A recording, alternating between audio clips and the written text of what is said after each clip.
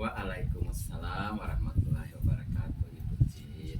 Bagaimana kabarnya Pak hari ini? Sehat? Alhamdulillah sehat walafiat. Pertama-tama saya ucapkan banyak terima kasih untuk kesempatannya hari ini Pak, karena bersedia meluangkan waktunya untuk bersama saya melakukan wawancara untuk tugas demonstrasi kontekstual. Di mana tugas di sini tentang bagaimana Bapak sebagai pemimpin mengambil sebuah keputusan yang berbasis nilai-nilai kebajikan sebagai seorang pemimpin. Baik Pak, selama Bapak menjadi kepala sekolah di sekolah ini, kira-kira kasus-kasus atau masalah yang terjadi di sekolah ini ada apa-apa saja yang terjadi menurut Bapak itu sangat penting dan urgent? Iya, baik, terima kasih Bu Cid. Terkait dengan pengalaman saya selaku kepala sekolah di sekolah ini, alhamdulillah untuk di segi tenaga kependidikan dan juga tenaga pendidik, alhamdulillah saya belum menemukan. Tetapi kalau terkait dengan pembelajaran di dalam kelas ini beragam masalah yang sering timbul, yang saya pernah alami seperti itu atau pernah dilaporkan ke saya. Baik, berarti ada saja masalah yang terjadi di sekolah begitu Pak ya? Iya, Baik, di kasus pertemuan kita hari ini Pak, ada beberapa pertanyaan yang akan saya ajukan ke Bapak. Yes. Mohon kiranya untuk bisa menjawab untuk pertanyaan-pertanyaan saya. Baik, sebagai pertanyaan pertama, selama ini bagaimana Bapak mengidentifikasi kasus-kasus yang merupakan dilema etika ataupun rujukan moral Pak? iya, baik. Jadi kalau misalnya terkait dengan dua jenis kasus itu, tentunya saya selaku kepala sekolah harus bisa melihat manakah kasus yang memang antara benar melawan benar, kemudian antara benar dan melawan salah, dan itu memang harus menjadi satu kemampuan kepala sekolah untuk bisa memisahkan dua jenis kasus tersebut. Baik Pak, berarti ada saja yang kita hadapi sebagai seorang pimpinan Pak ya. Baik, pertanyaan selanjutnya Pak, bagaimana Bapak melakukan pengambilan di sekolah Bapak, terutama kasus-kasus yang dihadapkan dengan seperti itu, benar-benar, kemudian yang termasuk dengan nilai-nilai kebajikan? Awas ya.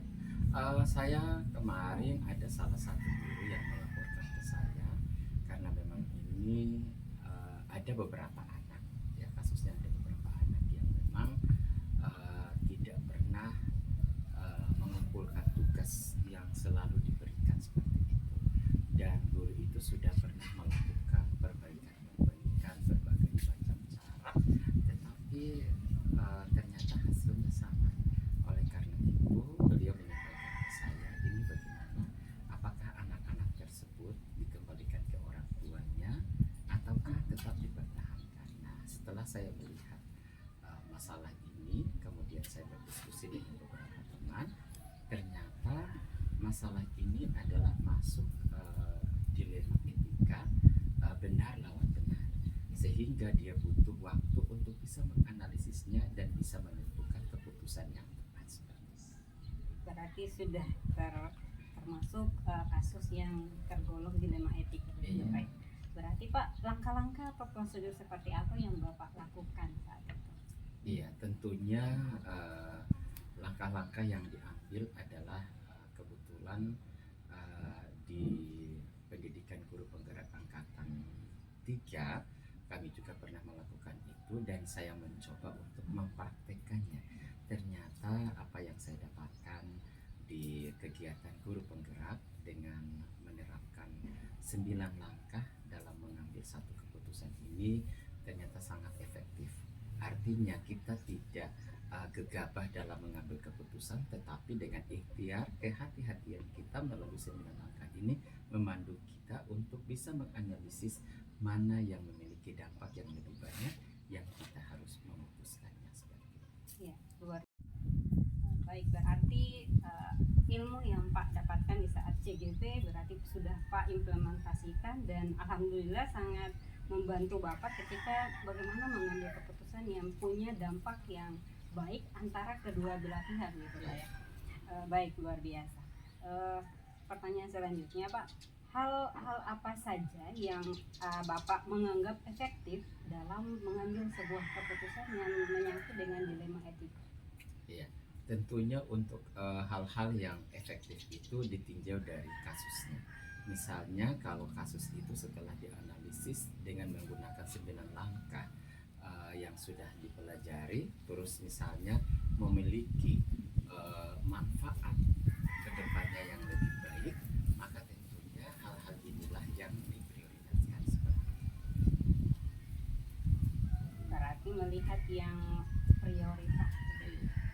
Baik, pertanyaan selanjutnya, hal-hal apa saja yang selama ini Bapak mengalami tantangan dalam mengambil sebuah keputusan? Iya, tentunya tantangan ini adalah terkait dengan dilema etika ya, karena semua kita tahu bahwa dilema etika adalah suatu persoalan atau suatu masalah yang dua-dua belah pihaknya itu benar.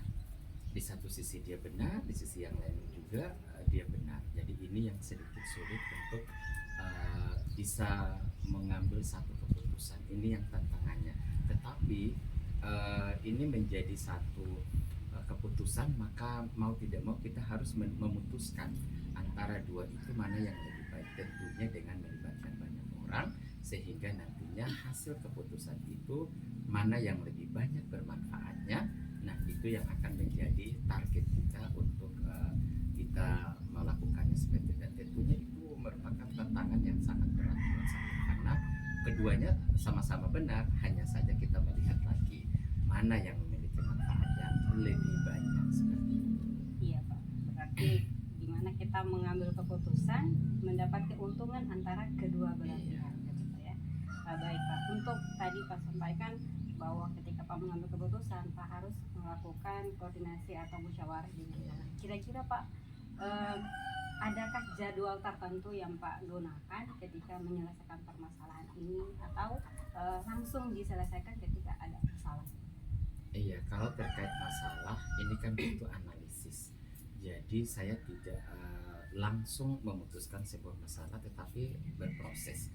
Tentunya saya harus mempelajari jenis kasus yang memang dihadirkan, kemudian bagaimana cara kita menganalisis kasus ini, dampak dari kasus ini seperti apa, dan itu memang memakan waktu, sehingga harus ada penempatan jadwal yang tepat untuk bisa menghasilkan satu keputusan yang baik. Ya, berarti kalau Pak sendiri untuk mengambil keputusan berarti Pak harus karena proses berarti jadwal yang harus ditentukan. Iya, harus ada jadwal. Karena kita mungkin melibatkan orang lain, Iya. jadi kita menyesuaikan dengan orang lain. Baik Pak, adakah seseorang yang bisa membantu atau mempermudah Bapak dalam mengambil keputusan? Gitu, Pak. Iya. Kebetulan beliau itu adalah guru saya di majelis ilmu, khususnya di bidang keagamaan, yang mana beliau itu adalah seorang tokoh agama, yang mana saya sering ya di dalam majelis ilmu juga ada psikolog yang bergabung di majelis ilmu itu, sehingga ketika ada masalah-masalah yang saya merasa kayaknya ini agak rumit untuk diputuskan, saya biasa melibatkan mereka karena dengan adanya pendapat dari psikolog maupun daripada tokoh agama, artinya ini memudahkan saya sehingga memiliki manfaat yang lebih baik seperti itu. Baik Pak, selain orang, adakah faktor lain yang mempermudah Bapak? Kalau saya sih memiliki selain orang, saya punya jejaring sosial dengan beberapa teman-teman guru, kepala sekolah dan juga pengawas dan juga widya suara yang tersebar di seluruh Indonesia, yang ketika ada masalah-masalah seperti itu saya biasanya berkomunikasi melalui jejaring sosial tersebut. Berarti jajaran sosial merupakan faktor yang dapat membantu Bapak. Ya. Baik Pak, kita ke pertanyaan yang terakhir Pak. Dari setiap yang Pak sampaikan tadi, apa pembelajaran yang Bapak ambil sampai saat ini ketika mengambil suatu keputusan yang termasuk dilema etika? Baik Pak, kita ke pertanyaan yang terakhir Pak. Siap. dari apa yang telah Pak sampaikan ini, pembelajaran apa yang dapat Bapak ambil atau petik sehingga dalam pengambilan keputusan itu, Pak? Ya, bahwa setiap mengambil sebuah keputusan tentunya kita sebagai seorang pemimpin harus memikirkan juga nilai-nilai kebajikan yang ada, sehingga kita dalam mengambil sebuah keputusan itu tidak tergesa-gesa, kemudian tidak terburu-buru, sehingga nantinya bikin hati kita kecewa dan bisa membuat orang lain terluka. Maka untuk mengambil sebuah keputusan yang lebih baik, dia butuh sebuah proses dan butuh kolaborasi, dan bisa menghasilkan satu keputusan yang memiliki nilai kebajikan yang tinggi. Ya baik Pak, luar biasa memang apa yang pengalaman yang Bapak sampaikan. Mudah-mudahan ini bisa menjadi pembelajaran berharga untuk saya, di mana ini bisa menjadi bahan evaluasi saya juga untuk bagaimana bisa menerapkan hal ini di kehidupan saya ketika suatu saat mungkin menjadi seorang pemimpin. Baik Pak, terima kasih banyak atas waktunya dan segalanya. Semoga Pak semakin sukses dan dapat menjadi pemimpin yang sangat bertanggung jawab dan terbaik di seluruh alam. Baik, terima kasih. Wassalamualaikum warahmatullahi wabarakatuh.